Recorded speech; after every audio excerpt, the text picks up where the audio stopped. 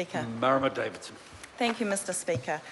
So I'm standing to oppose the housing legislation amendment bill that is being rushed through this House. And it's very clear, it has been clear for quite some time actually, that this government has lost control, has no handle on the housing crisis, has no handle on the extent and the scale of homelessness in this country.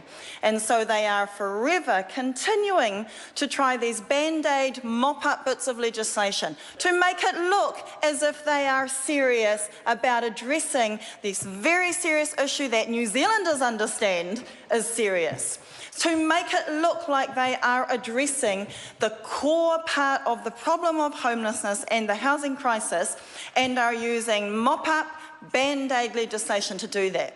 Now, I liken it to imagining that there are houses on fire. There are houses on fire, and the government is firstly denying that they're on fire, and secondly, rushing to try and put the fire out with half a hose.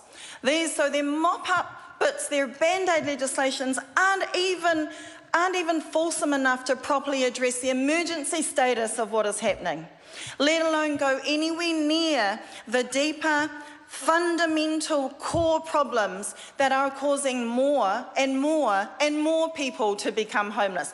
This is why on Question Time today, John Key could not commit to ending homelessness. This is why.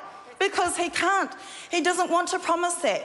He couldn't even say what one of the submitters in Kaitaia at our hearing just last week said to us, which was, this should be the last generation of this country to be impacted on by homelessness. Now there's a goal. There's a goal. This should be the last generation in this country to experience homelessness, any insecure tenure. Now there's a goal. Today in Question Time, our Prime Minister could not even commit to that, New Zealanders. He's left our New Zealanders out in the car cold, in the garage crouched up cold, at the park cold. That's what he has done to our country. He's left our people in the cold, and he can't even promise to get them back in the warmth. He can't even do that. Today in Question Time, folks, that's what we confirmed from this government. That's what we confirmed. And that's why these failed pieces of legislation are failing, because they're not addressing the core roots of the problem. They're trying to mop it up so that this government can make it seem like they're doing something. So this SHA legislation, it went wrong, so wrong. It went so wrong. And you know, so the developers said, why would we want to bother ensuring that even only 10%, that's all the SHA, even as it is, guarantees as affordable. Only 10%. They don't even want to agree to that. They're not even into that 10% being affordable. And now let's look at this word affordable. 75% of the median. Now, does this government understand that even at 75% of the median for Auckland, that is still not actually affordable? Does the government get that? New Zealanders do. New Zealanders do, Mr. Chair, I tell you.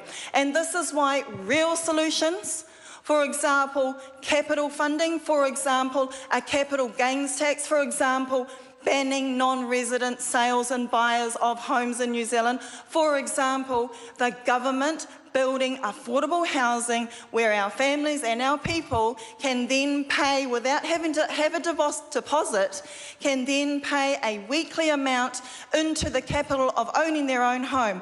Those are real, systemic and enduring solutions, not this SHA that has already failed. 50 seconds. It has already failed.